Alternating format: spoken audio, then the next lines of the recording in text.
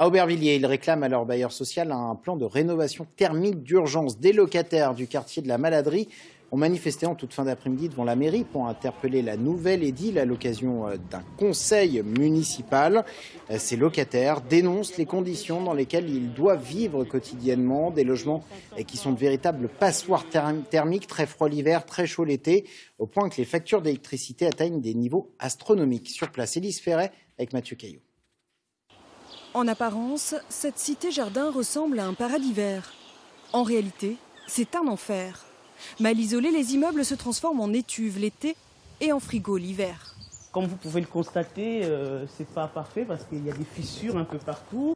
Depuis son arrivée, il y a 3 ans, Kama a vu ses factures d'électricité tripler. Impossible de régler plus de 1 000 € tous les 2 mois d'hiver, avec un salaire de 500 €. En fait, là, je travaille pour EDF. Et là, je ne peux même pas faire d'économie. Je suis avec mes enfants, on ne peut pas partir en vacances, rien.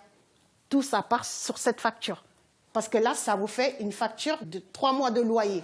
Une trentaine de locataires sont concernés.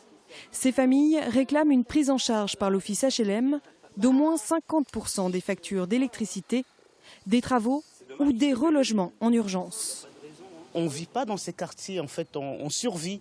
Quand on arrive ici, on voit que c'est beau et tout, mais en fait, c'est une fois à l'intérieur, c'est comme si on était pris dans un piège. Si c'était nos élus ou eux qui vivaient dans ces conditions, je ne pense pas qu'ils resteraient longtemps. Mais nous, on n'a pas les moyens de partir comme ça. Si on pouvait, on le ferait.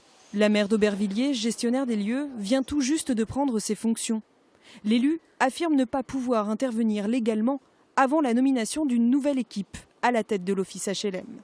Là, on hérite d'un parc social extrêmement vieillissant, avec des conditions, moi je le dis souvent, le logement insalubre qu'on combat dans le privé, il existe aussi au sein de l'OPH. Donc il faut vraiment d'abord refaire un audit généralisé de tout et pour reprendre chantier par chantier, parce que la tâche est immense. La mairie promet de recevoir les locataires de la Maladrerie dès que possible. Tous s'accordent sur une chose, ils redoutent le prochain hiver.